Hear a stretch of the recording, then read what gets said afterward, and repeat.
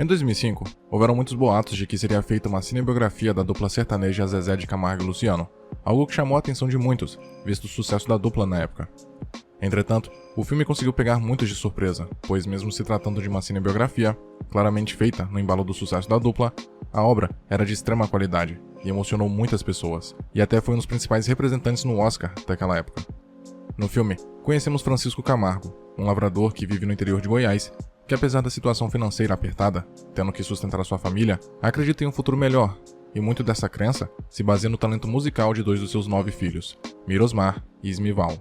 Os irmãos são realmente talentosos e fazem sucesso na região onde moram, mas as adversidades que o pai encontra, devido à pobreza, dificultam que ele concretize o seu sonho de tornar os dois em uma dupla sertaneja de sucesso.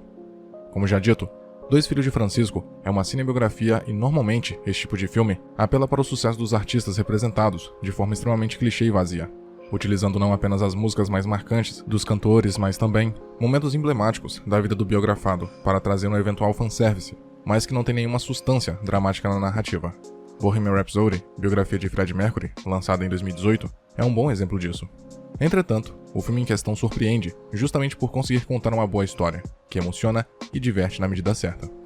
Apesar de ser uma típica história de superação, o roteiro acerta em não utilizar artifícios de melodrama barato e confia no potencial dramático que a história já possui. Isso faz com que o filme funcione, mesmo nas partes mais emotivas e sentimentais, sem ser brega, pois tudo na trama acontece de forma orgânica e plausível.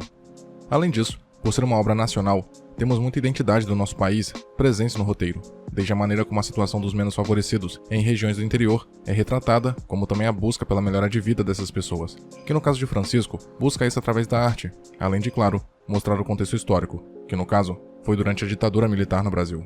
Mas mesmo para os que não se identificam com essa parte mais social e política do filme, ele apresenta lições sobre família e amor que agradam ao público geral, tornando a experiência boa a todos os tipos de público, até mesmo para quem não conhece ou não gosta da dupla sertaneja. Claro que muito do lado comovente que o filme possui é aproveitado da história real da dupla, mas isso não desvaloriza a produção e nem tira méritos do seu caráter emotivo. O filme ainda comove na forma como aborda a questão do abuso. Não apenas o empresário se aproveita do talento das crianças para lucrar cada vez mais, como o próprio Francisco chega a colocar o sucesso na provável carreira artística dos filhos acima do bem-estar deles. Mesmo que seja difícil se posicionar contra o homem, já que vemos as dificuldades que ele passa, e é compreensível que ele use o que tenha para sair daquilo, é inegável que em muitos momentos ele se esquece de ser um pai. Francisco, inclusive, é um personagem bem explorado, e o filme mostra bem a sua dualidade como um pai preocupado e amoroso, mas que às vezes é rude e agressivo, e também obcecado em desenvolver o talento dos garotos, os obrigando a atividades estranhas e fora do hábito deles, como comer a gema crua de um ovo, a fim de melhorar a voz dos dois. Depois de ser cobrado pelo seu sogro sobre o dinheiro que estava devendo, Francisco é obrigado a deixar a sua casa e se mudar para Goiânia, onde logo encontra dificuldades para conseguir emprego e sustentar a família. Mirosmar e Ismival, juntos, começam a se apresentar em pontos de ônibus e conseguem fazer um bom sucesso, juntando uma quantia considerável de dinheiro para alimentar a família. Quando conseguem chamar a atenção de um empresário chamado Miranda, entretanto, é que eles finalmente têm a chance de fazer sucesso, e mesmo que com a resistência da família, vão para a estrada com um homem, e conquistam a simpatia das pessoas por onde passam, mas um infeliz acidente na estrada acaba por tirar a vida de Ismival, e depois disso Mirosmar, afetado pelo trauma, abandona a música por um tempo. Anos mais tarde, vemos que ele volta a tentar decolar sua carreira artística, já usando o nome artístico de Zezé de Camargo, mas sem sucesso, visto que suas músicas só têm alguma recepção quando cantadas por outros cantores, mas seus discos autorais não vendem muito. Ele então reencontra o irmão mais novo, Welson, que com o nome artístico Luciano fazem uma nova dupla. Juntos, eles gravam a música É o Amor, mas ela não tem a repercussão esperada, algo que acaba mudando quando o Francisco liga para várias rádios diferentes pedindo a música anonimamente, e até pedindo aos seus colegas de trabalho para fazerem o mesmo. Dessa forma, a canção dos filhos repercute e, como consequência, ele se torna um sucesso da música sertaneja. Além de não deixar a desejar no quesito técnico, 2 Filhos de Francisco entrega uma jornada satisfatória e personagens com desenvolvimento interessante, e apesar de apelar sim para o melodrama, não é um filme artificial, ou que força o espectador a se emocionar o tempo todo. A temática da família é muito bem desenvolvida, e ela é quem entrelaça todos os acontecimentos da trama, visto que em todo o tempo é colocada em pauta a discussão sobre se o amor é mais importante do que o sucesso comercial e vice-versa.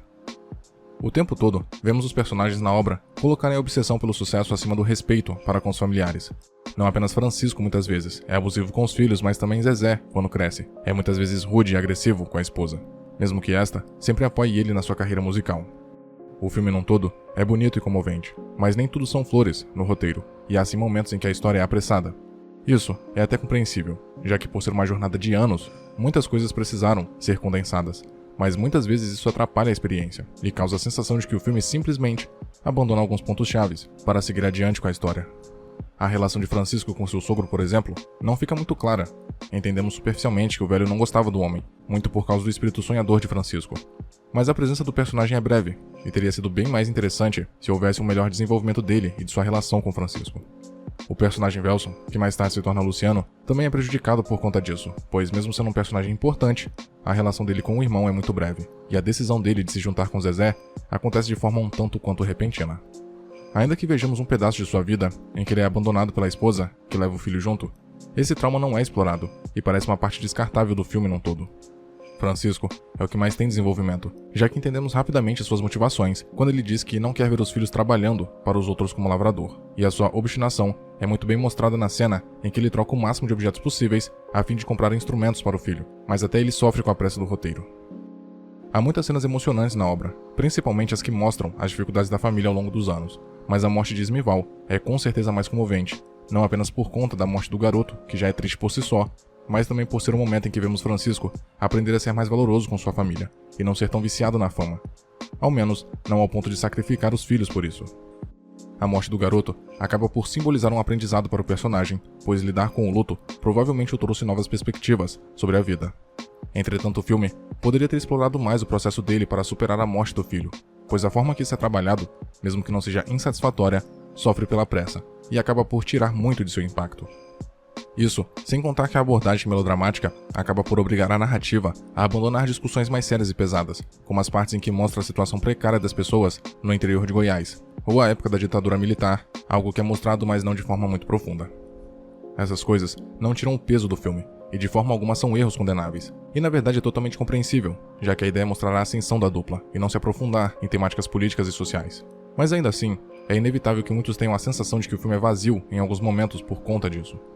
De qualquer forma, Dois Filhos de Francisco se saiu bem com a crítica na época e foi um sucesso de público. E essa recepção mostra não apenas como a história deles é poderosa, mas também que tramas esperançosas são necessárias para todas as pessoas. E até as mais pessimistas precisam se lembrar de vez em quando que é possível atingir o sucesso, mesmo que tudo pareça apontar o contrário. Muito obrigado por ter chegado até aqui. Imagino que de algum modo esse vídeo tenha sido interessante para você, e por isso peço que o curta e o compartilhe para ajudar a divulgar o conteúdo do canal. Se quiser ajudar e puder, claro, torne-se membro e confira os benefícios de cada nível de assinatura. Na tela tem mais vídeos que talvez possam te interessar. Até a próxima.